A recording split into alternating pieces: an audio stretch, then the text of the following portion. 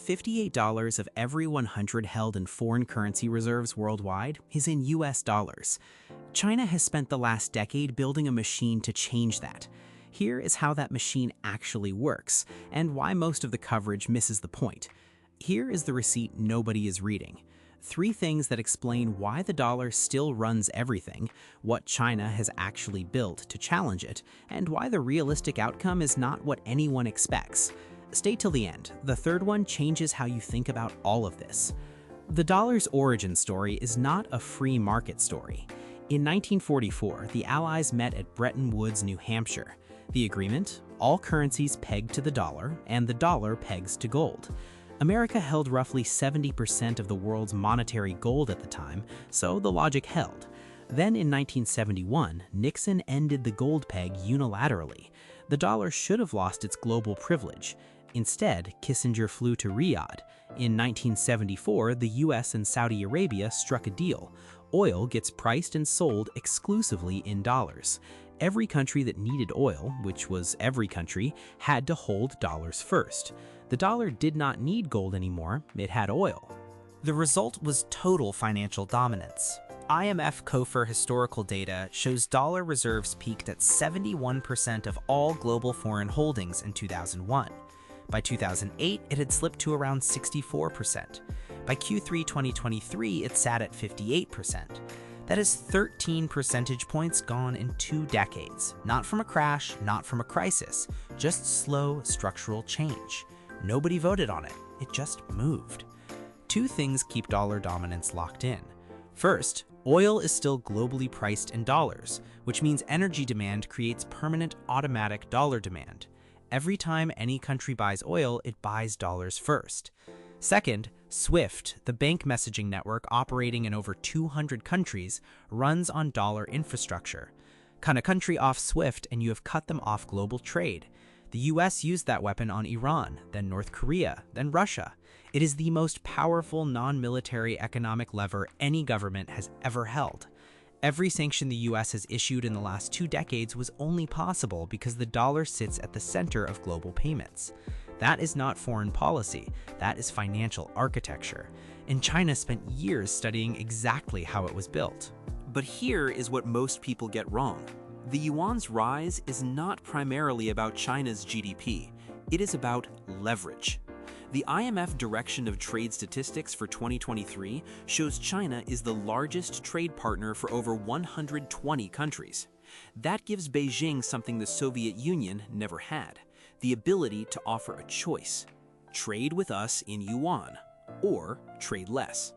China is pulling 3 specific levers to back that offer up. Take Belt and Road first.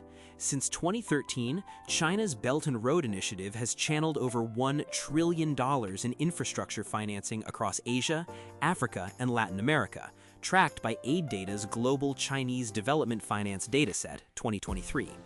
Ports in Pakistan, railways in Kenya, power grids in Argentina. Many of those loans are denominated in yuan. That means borrowing countries now need yuan to service their debt. They hold it, transact in it, develop local yuan markets. That is demand creation at continental scale. Then Russia happened. After Russia was excluded from SWIFT in 2022, something unexpected followed. The Russian Central Bank's 2023 annual report showed the yuan had become the most traded foreign currency on the Moscow exchange, not by design, by necessity. But here is what that proved. Dollar alternatives can scale quickly under pressure, and other governments were watching. The sanctions on Russia were designed as punishment. They accidentally became a demonstration. What does global trade look like when the dollar is removed? Slower, messier, but functional. That result was noticed in Beijing, in Riyadh, in Brasilia. The point was not that the yuan is better, the point was that the dollar is not irreplaceable. That is a fundamentally different conversation to the one most analysts are having.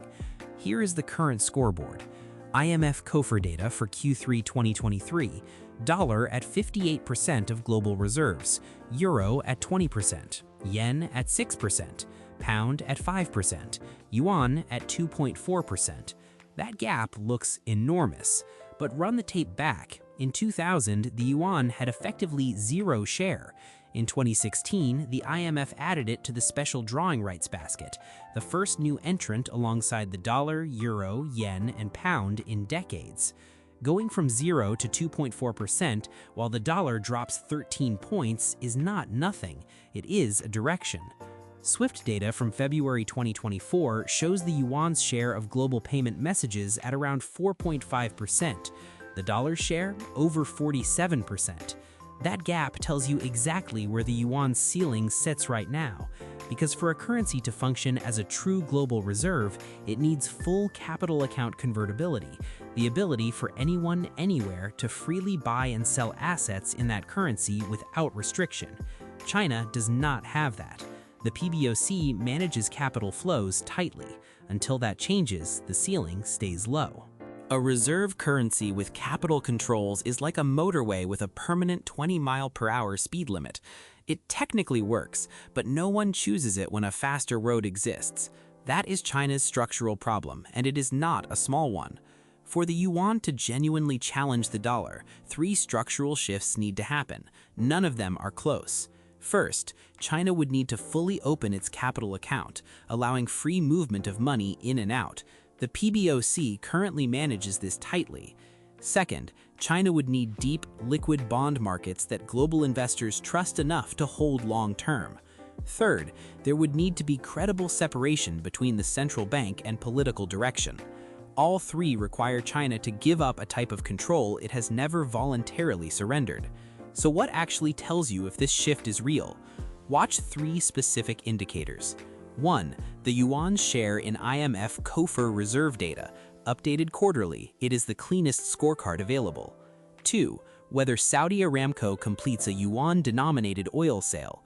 The Wall Street Journal reported active talks in March 2023. That is the petrodollar's psychological tripwire. 3. The number of central banks holding active currency swap agreements with the PBOC. Their 2023 annual report puts that count at 40. The year before, 34.